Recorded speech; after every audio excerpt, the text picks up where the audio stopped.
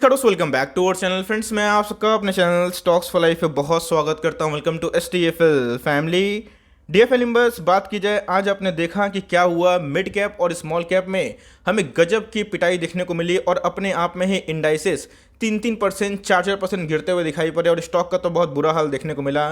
तो जी हाँ दोस्तों, इसके पीछे मोटी मोटी वजह हमें निकल के आ रही है कि स्मॉल कैप में और मिड कैप में क्यों इतनी गिरावट देखने को मिल रही है। आप चाहे कोई भी अच्छे मिड कैप को होल्ड करते हो, स्मॉल कैप को होल्ड करते हो या फिर निफ्टी नेक्स्ट 50 के स्टॉक को क्यों ना होल्ड करते हो, लेकिन दोस्तों उसमें हमें गिरावट देखने को मिली। और पोर्टफोलियो की बात की जाए तो भाई आज फर्स्ट आवर की बात की जाए तो उसमें काफ़ी ब्लीडिंग देखने को मिला, लेकिन सेकेंड हाफ की बात की जाए तो रिकवरी हुई। इसी बीच में दोस्तों ये जानना बहुत ही इंपॉर्टेंट हो जाता है कि गिरावट क्यों हो रही है। और साथ ही साथ दोस्तों हमें ये 2017 का याद दिलाता है, 18 का याद दिलाता है। जी हाँ दोस्तों, उस समय मार्केट में मैं बहुत एक्टिव था और उधर पे मैंने देखा था कि जिस हिसाब से मार्केट में एक बबल क्रिएट हो गया था मिड कैप को लेके, स्मॉल कैप को लेके, तो क्या वो बबल कंटिन्यू रहेगा या सही में बबल हो चुका है। जी हाँ दोस्तों, मैं अपना अनबायस्ड ओपिनियन शेयर करूंगा और साथ ही साथ यही बताने की कोशिश करूंगा निफ्टी को छोड़ के जो अदर इंडाइसेस है वो कमज़ोर क्यों हुए हैं। और साथ ही साथ दोस्तों क्या करेक्शन का फेज खत्म हो चुका है या फिर इधर बबल जोन है। तो चलिए बहुत कुछ आपको सीखने को मिलेगा। चैनल फर्स्ट टाइम होंगे सब्सक्राइब कर सकते हैं इस तरह क्वालिटी कंटेंट को सबसे पहले एक्सेस करने के लिए। Now without delaying any for time, let's begin.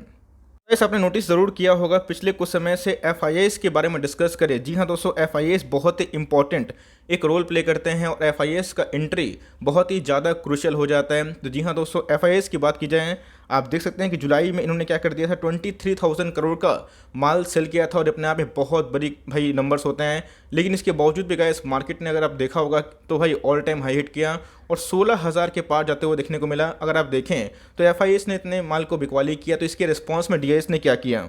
DIS की बात की जाए आप देख सकते हैं कि DIS ने उल्टा परचेज किया। DIS हमेशा एक वैल्यू इन्वेस्टर हमें देखने को मिलते हैं। तो इधर पे अगर आप देखें तो मोटा मोटी दोस्तों 5,000 रुपीज़ इन करोड़ का हमें डिफरेंस दिखाई पड़ रहा है। तो भाई ये जो मनी है कहाँ से देखने को मिल रहा है, रिटेल। जी हाँ दोस्तों को पता है कि पिछले कुछ समय से रिटेल पार्टिसिपेंट का एक्टिविटी बहुत ज़्यादा देखने को मिल रहा है। बहुत ज़्यादा न्यू डीमेट्स अकाउंट्स हमें देखने को मिल रहे हैं, जिसकी वजह से रिटेल पार्टिसिपेंट बहुत ही हाई हो चुका है।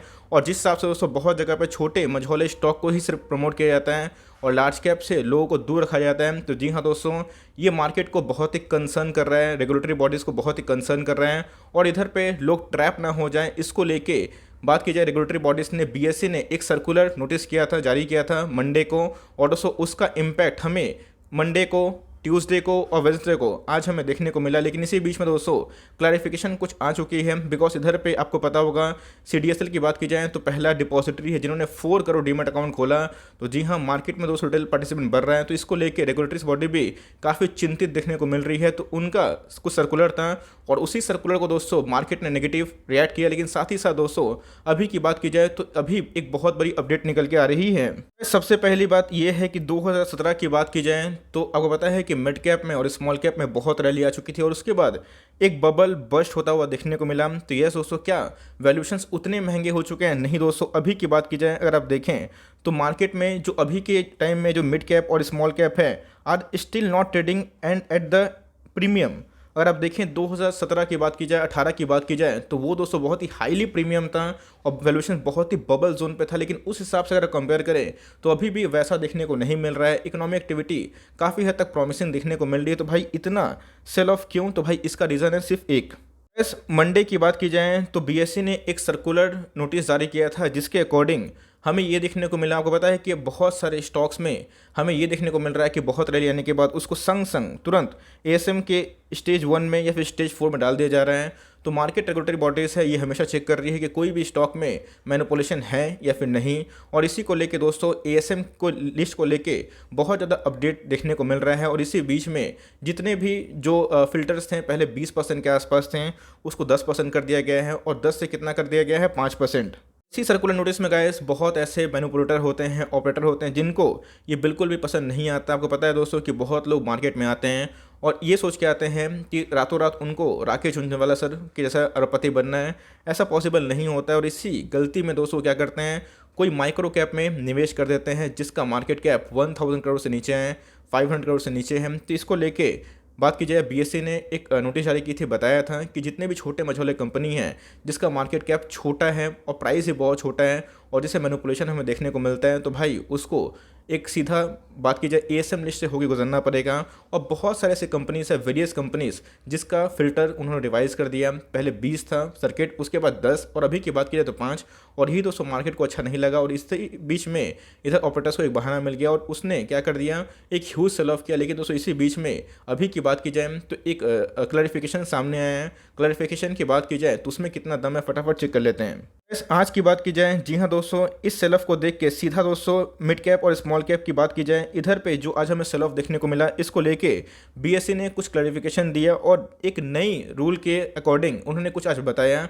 और यही बताया दोस्तों कि आने वाले कल में वो कौन कौन से स्टॉक पे अपनी कड़ी नज़र बना के रखे हैं। अगर आप देखें तो न्यू सर्वाइलेंस मेजर के अकॉर्डिंग जितने भी स्टॉक के प्राइस बैंड बहुत छोटे हैं, जिसमें मंथली, वीकली, क्वार्टरली बेसिस पे बहुत रैली आ चुकी है, उसको वो क्या करेंगे, X, XT, Z, ZP, ZY, Y group में डाल देंगे और उस पर कड़ी मॉनिटरिंग करेंगे। जी हाँ दोस्तों, एज रिटेल इन्वेस्टर हमें इस चीज़ का ज़रूर दोस्तों चेयर करना चाहिए, बिकॉज आपको पता है इसके पहले हर्षद मेहता का टाइम पे जो स्कैम हुआ था, कोई भी स्टॉक को आराम से मैनिपुलेट करके चढ़ा दिया जा रहा था। और दोस्तों ये बहुत ही डार्क साइड है। आपने देखा कि बहुत सारे ऐसे ग्रुप है, मैं किसी का नाम नहीं ले रहा हूँ, जो अपने आप में ही इंडिविजुअल एक ग्रुप ने ही भाई पिछले 1 साल में ही पैसे 10 गुना किए, 12 गुना किए।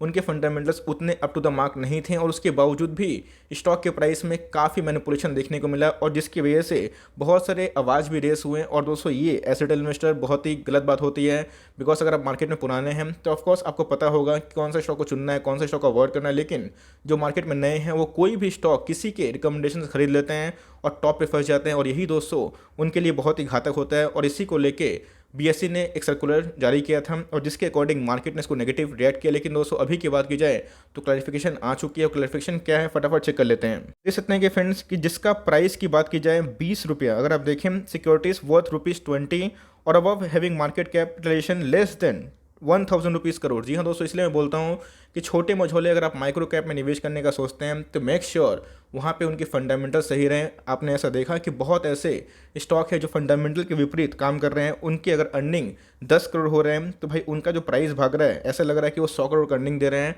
तो इससे बचने के लिए दोस्तों जो बीएसई ने एक सर्कुलर नोटिस जारी किया है, और जिसमें वो क्या करेंगे, कड़ी नज़र रखेंगे माइक्रो कैप में, स्मॉल कैप में और मिड कैप के कुछ स्टॉक्स में, जिसमें दोस्तों मैनिपुलेशन बहुत ही कम हो जाए। लेकिन यस, इस क्लैरिफिकेशन के बाद दोस्तों मार्केट ने सेकंड हाफ में बहुत ही पॉजिटिव रिएक्ट किया और आज के बॉटम से अच्छा खासा रिकवर हो गया। तो जी हाँ, तो फिर से सेंटीमेंट जो नेगेटिव था हमें पॉजिटिव की ओर देखने को मिल रहा है। लेकिन इससे हमें कैरिड अवे नहीं होना है, इससे हमें एक लेसन सीखना है कि मार्केट रेगुलेटरी बॉडीज़ को अभी भी लग रहा है कि ऐसे बहुत सारे माइक्रो कैप है और स्मॉल कैप है जिनके वैल्यूएशन अनजस्टिफाइबल है, और जिस हिसाब से स्टॉक के प्राइस में सर्ज हुआ है वो अपने आप में ही इलॉजिकल है। इस न्यूज़ सर्वेलेंस के अकॉर्डिंग अगर आप देखें तो जो स्टॉक के प्राइस में 6 फोल्ड राइस हुआ है, 6 मंथ में 12 फोल्ड राइस हुआ है। अगर आप देखिए 1 ईयर में, मतलब आपका शेयर अगर 6 महीना में 6 गुना भाग चुका है, 1 साल में 12 गुना भाग चुका है, और 20 folds in past 2 years, 30 fold in past 3 years, तो भाई उस पर अब निगरानी रखी जाएगी और उनके फिल्टर को समय समय रिवाइज किया जाएगा। तो जी हाँ दोस्तों, ये क्लैरिफिकेशन आने के बाद हमें एक राहत देखने को मिली, क्योंकि इसके पहले जो क्लैरिफिकेशन था वो जस्टिफाइबल नहीं था और मार्केट ने इसका भलकोई फ़ायदा उठाया। और मार्केट ने क्या किया है, सीधा दोस्तों स्टॉक को पनिश किया है, चाहे वो जितने भी अच्छे स्टॉक क्यों ना हो। आपने देखा कि ऐसे बहुत सारे अच्छे स्टॉक्स हैं, चाहे वो मुथूट फाइनेंस की बात की जाए, प्रिंस पाइप की बात की जाए, एस्ट्रल की बात की जाए, अच्छे ताबड़तोड़ कंपनी हैं, सब में दोस्तों हमें गिरावट देखने को मिली। और माइक्रो कैप की बात की जाए, स्मॉल कैप की बात की जाए, तो ऐसे कम से कम दोस्तों 2000 स्टॉक है जिसमें हमें एकदम 10% से नीचे गिरावट देखने को मिली, और कम से कम 500 स्टॉक ऐसे होंगे जो लोअर सर्किट में फ्रीज होता हुआ दिखाई पड़ रहे थे। यही रीज़न है कि आपका पोर्टफोलियो ब्लीड कर रहा है, जहां पर अगर आप देखें तो निफ्टी आराम से ट्रेड करता हुआ दिखाई पड़ रहा है हरा में। और दोस्तों निफ्टी के टॉप गेनर की बात की जाए, ना वो रिलायंस है, ना वो एचडीएफसी बैंक है। आपने देखा होगा कि कोई टाटा स्टील की बात की जाए और दूसरे जो कंपनी है जो बहुत ही लेस वेटेज रखते हैं, तो वहाँ पे उसको हरा किया जा रहा है और पीछे से एक काम हो रहा है सेल ऑफ का। ऑल्दो आप देखें तो बैंक निफ्टी में भी आज गिरावट देखने को मिली।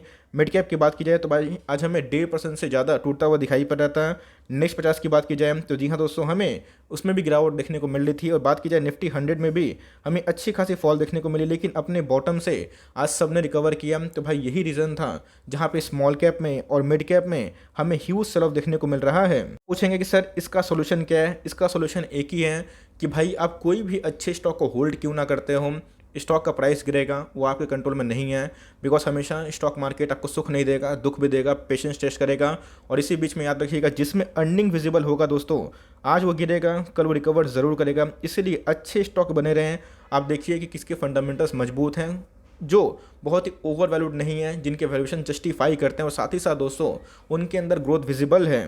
अब उन सब में अगर खड़े रहें, उन सब में अगर आप बैटिंग करते रहें, उन सब में अगर आपने खड़े उतरा, तो जी हाँ दोस्तों, आपके लॉसेस तो टेम्प्रोरी होंगे लेकिन रिकवर ज़रूर होंगे। तो इसलिए मैं बोलता हूँ दोस्तों कि ऐसे एरे गहरे स्टॉक पे निवेश ना करें।